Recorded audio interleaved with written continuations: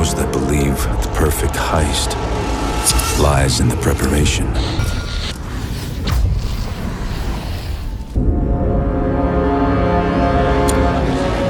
Some say that it's all in the timing, seizing the right opportunity.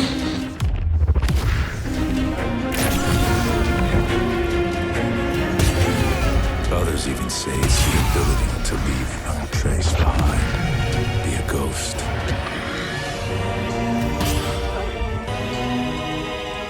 For me, it's simple. It's a way of life.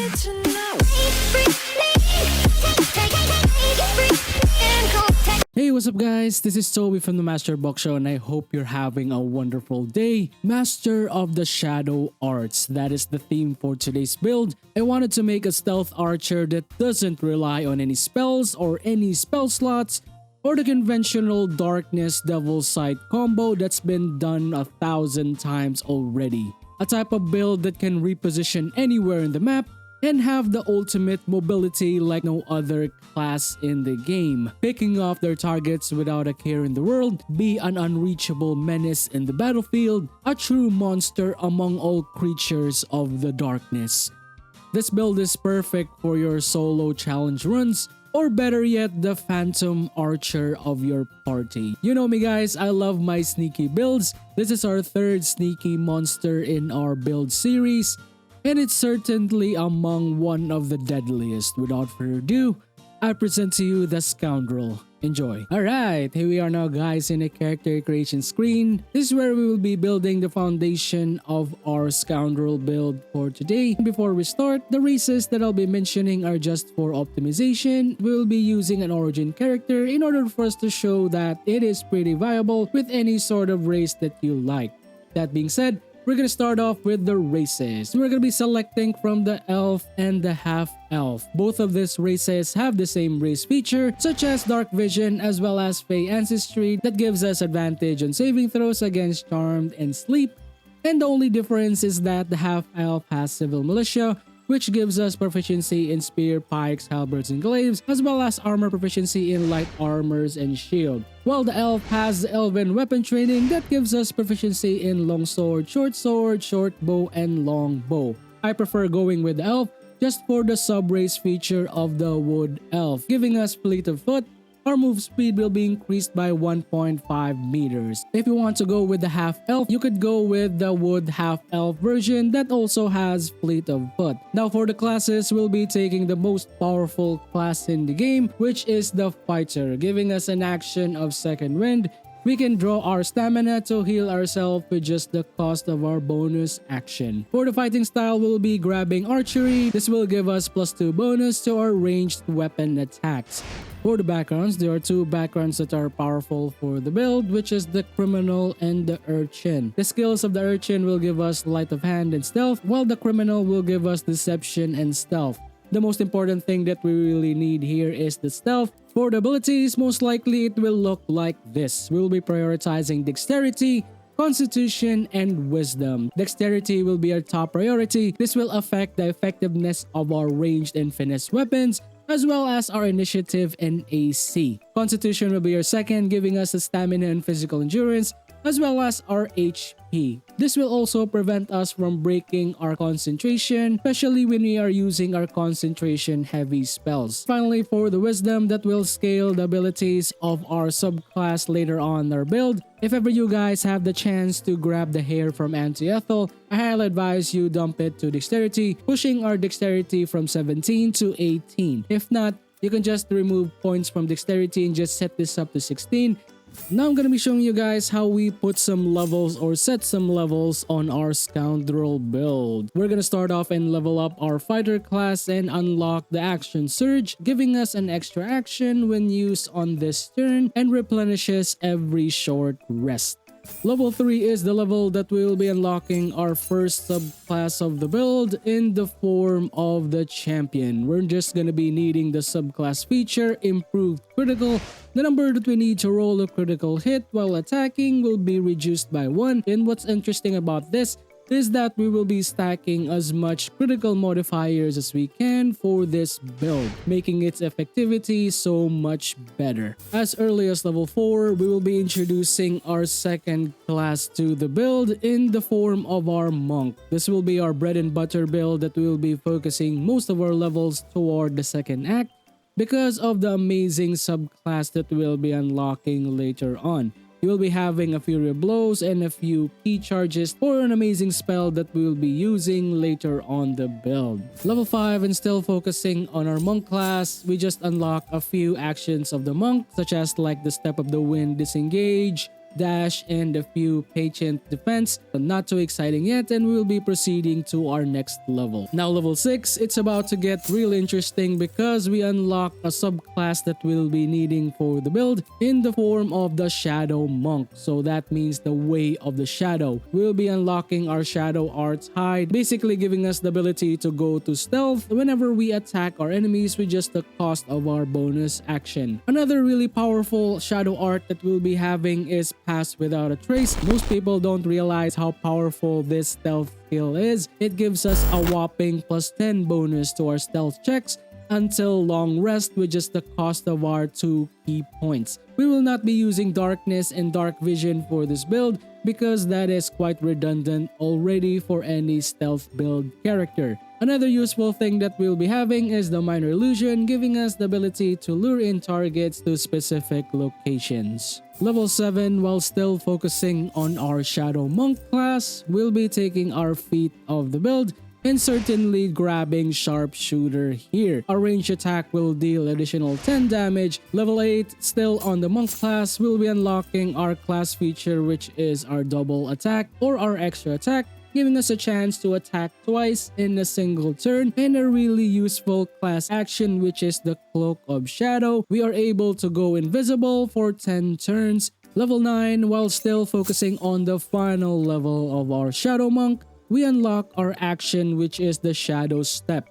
This is very important for the build because Shadow Step is the ultimate repositioning spell that we will be having for this build, and we can use this with just the cost of our bonus action. Now let's introduce the final class of the build and make our teleporting scoundrel into a sneaky monster of a teleporting scoundrel in the form of the Rogue. The Rogue will give us the amazing action Sneak Attack, which deals extra damage to foes and have advantages to unsuspecting enemies. Level 11 and level 2 of the Rogue class, we'll be unlocking the Cunning Actions, Dash, the Disengage, as well as the Hide. Finally, level 12 and level 3 of the Rogue, we'll be unlocking the final subclass of the build in the form of the Thief. The additional bonus action will guarantee us to go back to stealth, or if ever we want to teleport around to different locations as needed because of the Shadow Step that only costs the bonus action to execute. Alright, now let's talk about the gear. As usual, there are 2 builds that I'll be presenting to you guys today, starting with the early game build that is for Act 1 and Act 2, and the end game build which is Act 3. We're gonna start off with the headpiece. This is the Dark Justicar helmet, giving us the magic durability passive. The wielder will have +1 bonus to our saving throws against spells, but the most notable thing here is the covert critical. While obscured, the number we need to roll a critical hit while attacking is reduced by 1. For the cloak of protection is our nice pick, increasing our AC as well as our saving throw by +1. Armor is the Yuan-Tai Scale Mail. This will give us the passive exotic material. This will add our full dexterity modifier to our AC. Gloves will be the Flawed Helldust Gloves, giving us the Lesser Infernal Touch. Our weapon attack will deal additional 1 to 4 fire damage. For the boots, we'll be taking Evasive Shoes, increasing our acrobatics as well as our AC by +1. For the amulet, Surgeon Subjugation Amulet is a really nice pick. This gives us the paralyzing critical passive once per long rest. When we score a critical hit, which we will most likely will, the wearer can paralyze the target for 2 turns. Now for the rings, which is the caustic band, giving us the malefic excretion, adding 2 acid damage to our weapon damage. For the final ring, which is the risky ring, giving us the risky attack, we gain advantage on our attack rolls. For the weapons, I really like grabbing the Failure Alluve just for the Failure Alluve melody, particularly the Failure Alluve Sing. This will give us a 6-meter range of 1d4 bonus to our attack rolls, Charisma, Wisdom, and Intelligence saving throws for 5 turns. For the shield, you can just slap on any shield that you find on the world just to have the additional AC. And lastly, our ranged weapon, which we will be using most of the time, that will be the least expected. This will give us the Dark Veil Precision. While obscured in shadow, the wearer has a 1d4 bonus to our ranged attack roll. Now let's talk about the endgame build. The basic concept of the endgame is to grab any critical modifying gear that we can get and dump them to our scoundrels. Starting with our headpiece, the Saravox Horned Helmet, giving us the Deathbringer Sight. We gain overall dark vision for 15 meters, as well as the number of rolls we need to critically hit will be reduced by 1. Cloak is the Shade Slayer Cloak, giving us the stealthy critical while hiding. The number we need to roll the critical hit will also be reduced by 1. Gloves will be the Helldust Gloves, giving us the passive of Infernal Touch. Our weapon attack will have an additional 1 to 6 fire damage. For the amulet, you might want to consider taking the Amulet of Baal. Because of the First Blood passive on hit, we can inflict bleeding upon targets that have maximum hit points. The bleeding effect will last for 2 turns, but if you want to still stick with the Surgeon Subjugation Amulet, you can do so. For the melee weapon, we will be taking the Bloodthirst just for the improved critical passive. The number we need to roll the critical hit will be reduced some more. Finally, the ranged weapon, this will be the Deadshot, giving us the improved critical passive once more. The number of rolls that we need to land a critical hit will also be reduced by 1. Now it's time for us to showcase what our scoundrel can do and see how powerful it can be. Before that, just wanted to let you guys know, I'll be showcasing a solo run or solo battle using this build. Due to how stealthy this build is, most likely you will be forcing your enemies to drop the battle because they won't be able to detect you. This will give you the chance to reposition as much as you want and restart the battle as often as you want. If the scoundrel is part of your team, most likely the battle will still continue while you still have the ability to reposition as much as you want. That being said, I will be showcasing how solo friendly this build can be. After a long rest or whenever we can, we will be buffing up our weapons in the form of the Drake Throat Glaive, giving our weapon some elemental damage. So we will just drop our Deadshot here, buffing it up with Draconic Elemental Weapon. And just for today's example, I'll just select maybe Draconic Elemental Weapon Cold. So I'll be adding Ice Element to this bow here, grabbing it once more and equipping it. Now we have acid, fire, and cold damage. After that is we will be equipping our main hand weapon as well as our shield just to increase our AC. If you want to really go crazy, you can take the Elixir of Viciousness. This will further reduce the cost for us to land the critical hit by 1. Now we are basically ready to fight using our scoundrel. Now we're gonna open up with our skills here and start off with our Shadow Arts, that is Pass Without a Trace, granting us plus 10 bonus to our stealth checks until long rest. So we'll be using it here. Now we'll start off the battle with our sneak attack to this enemy.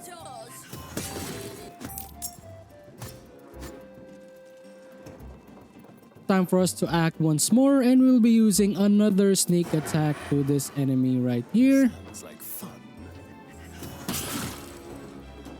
Rather that is, we can now reposition for as long as we are in a shadowy area. I'll be using it here. I want to reposition to this location here. Right after that is, we'll be using Shadow Arts Hide. Let's have a little fun. And further reposition to lure our enemies to our side. We can end our turn. Enemies will try to find us, and most likely they will be having a hard time locating us and they'll be lured in by our after image. If you notice, the enemy just gave up on finding us and we can now reposition again and to deal more damage to our targets. Reposition here.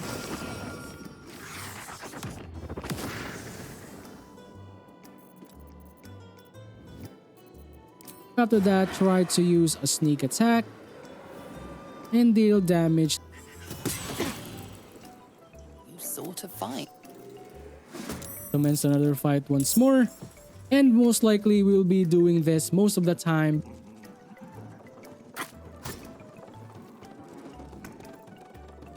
Now we'll try to reposition here for as long as we are in shadow. Move to another location. Attack that enemy there with another stealth attack. Enemy's dead. We can either use our action surge just for the sake of it and deal more damage to unsuspecting targets like these guys here.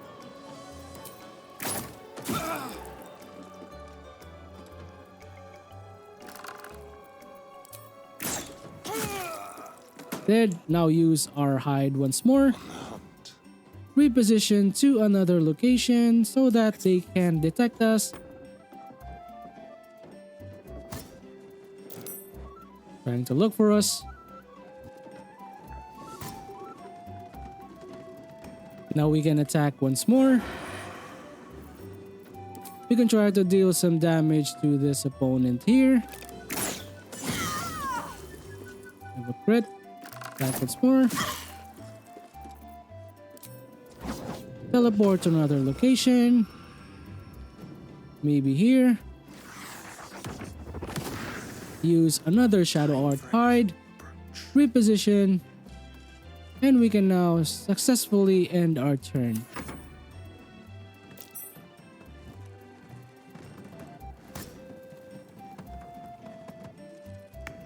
Now let's attack opponent here. Use a land sneak attack. He's dead. Try to land another attack to that facing opponent. We can use our Shadow Art hide and also follow up with our Shadow Step to leave a shadow or an illusion there for the opponents to chase around. So we'll just try to flank our opponents right here. Like so. We are still in the hide state and we can end our turn. The enemies will try to chase that image here. And most likely there's no one there because we already repositioned and left an after image there. Now you see, we can go back and attack this enemy here. Picks a fight. And commence the battle once more.